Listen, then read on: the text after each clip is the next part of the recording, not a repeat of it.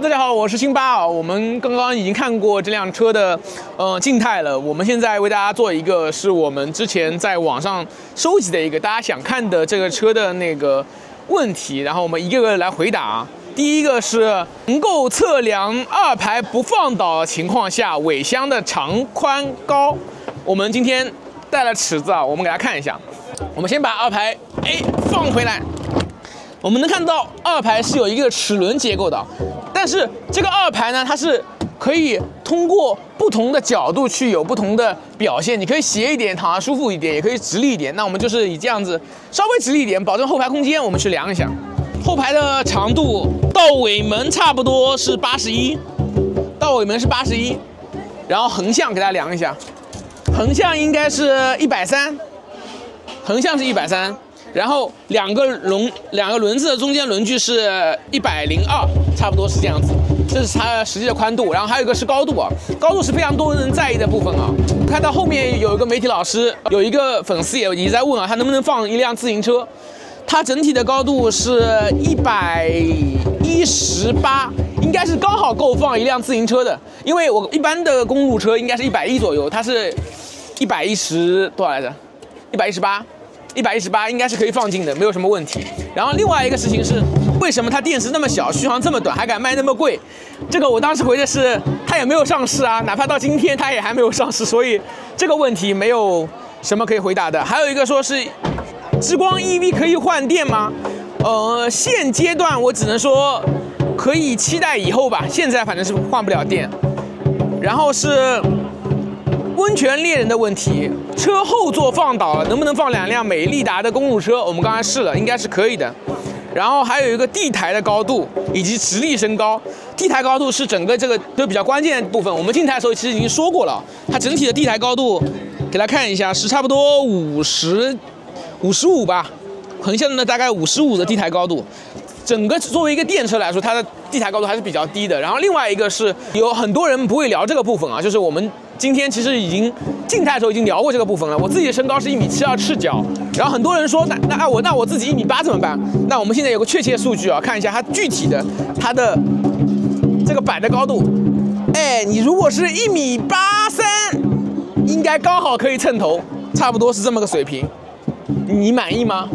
如果你比1.83米还要再高个一点，可能不太行。但1.83米已经是差不多极限了，你会在意一点，毕竟你大高个嘛，需要买个更大的车，差不多就这样子。我们接下来下一个问题，看一下增程版。这个我刚刚问了一下，等以后吧，我只能说等以后吧。下一个，什么时候出7座？以后。这个空间可以放得下7座吗？因为以前的之光是有7座的嘛，以前之光是有一个7座的，啊，反正我们提过意见了。如果需要座椅数量更多的，可以考虑一下我们的红光啊。如果需要更大座位，可以看好像红光 EV。他们说，还有个问题是后面会出银标版本吗？感觉红标内饰太过简陋了。暂时没有这个规划。期待。下一个问题是二排座椅要狠狠介绍一波，那我们给大家介绍一下后排座椅吧。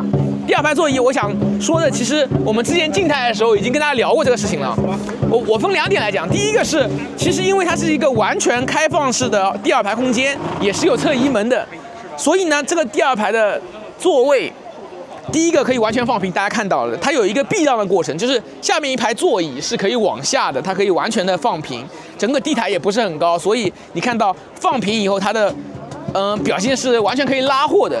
然后第二排座椅，我想说几个细节。第一个是它是没有头枕的，哇，节目效果拉满。第一个它是没有后排头枕的，第二个它有2个 SOFIX 的安全座椅，这个是我没想到的。作为工具车，竟然有2个 SOFIX 安全座椅，两边都有。然后第3个是第2排上面安排了这种2个不同的织布面料，这个织布面料会更加的透气一点，这个织布面料会更加的有支撑性一点，差不多是2种配置。这个座椅我觉得最关键一点是在于它完全可以放平以后，包括你整体的这个角度是可以调节的，这点我觉得其实特别重要。因为你其实作为这个车的普遍定位，第2排处于一个能拉人的地步，然后能拉人的过程中，我这个座椅对吧，能够自己调节，对吧？如果说你后面拉着是你的小伙伴，可以给他一个比较直立的座椅坐姿，对吧？后面空间更大一点。临时坐一下，差不多是这么个水平，要舒服一点，哎，可以非常躺，这样也可以。给大家看一下我们腿部空间吧，腿部空间。我是1.72米赤脚，那很多人说的那个小板凳，它肯定是的，不要想了，因为它要把第2排座椅完全放平，它一定是小板凳的，这个你不要想。差不多1拳的腿部空间，这个应该是我试过这么多车里面腿部支撑性最差的，没有之一啊，1拳。腿部空间2拳0 2指吧，差不多，这个还是比较大的。好，前面一个是布座椅嘛，好，下面也有伸腿的地方，这样做你的大腿能够有一点支撑，也还行。然后后排第2排是有一个杯架的，跟大家讲一下，为数不多的第2排的舒适性配置，这边有个杯架，而且只有1个，没有第2个，就只能是这样子了。就是它第2排表现，大家还满意吗？作为一个工具车来说，我觉得没有什么大问题啊。OK， 我们接下来看下一个问题，对比马卡龙4代，谁性价比更高？那我觉得如果从性价比角度，肯定是更高，因为这个车要比马卡龙要能拉得多。如果我自己买的话，我会买这个，实话实说更实用一点。同样价格的话，看它价格，然后有没有可能出300或者更高续航？那我觉得只要大家反应够激烈，他们应该是能够听到的。然后是拍一拍离地间隙，这个我看很多人也没有做，我们给大家拍一下吧。我们平常是不带卡尺啊，这次是特带的。然后离地间隙差不多22吧，22离地间隙对于绝大部分消费者来说，一般的烂路应该都够用，因为一般的我们说的原来的城市 SUV 也就15、16，对吧？它有22，应该也够用了。你去一些非铺装路面，其实它不太能够做到更大，因为它轮子比较小，除非你把整个车子再抬起来，那我觉得再抬起来它的稳态又会变差，差不多吧，22我觉得能用啊。当然，原来的老款的之光其实也没有很高，但是很多人会去开非常极端的情况。然后再一个问题，主驾驶能不能放平？大部分人都没有放过主驾驶啊，那我们给它放一下主驾驶能不能放平的问题。首先，主驾驶跟一般的那个不一样，它只有4项调节，它没有6项调节，它是不能调节高低的。然后你的座椅，可以翻倒，但是这样已经是极限了。然后你可以往前拉，这样就是它的收放的极限。这个时候你差不多第2排也放倒的话，其实你睡一个成年人应该是没有问题的。因为我是成年人，所以我给大家试一下，差不多就是这样子。后面关上门，这边自己拿个东西垫一下，我觉得应该是可以睡2个人的，差不多是这么个水平吧。如果你也是跟我一样1.72米的话，应该是可以睡2个人，对吧？当然只是用来拉货了，你怎么老想着睡人？你们对吧？想法多了点。好，然后还有一个粉丝说，放倒以后的车内宽度，具体能睡人的宽度，给他量一下。能睡人的宽度是119、118，1.2米床吧，1.2米床，我觉得还行，1.2米床了已经是。看下一个问题，这个一直有人说50之光 EV 后面会不会有发动机版本？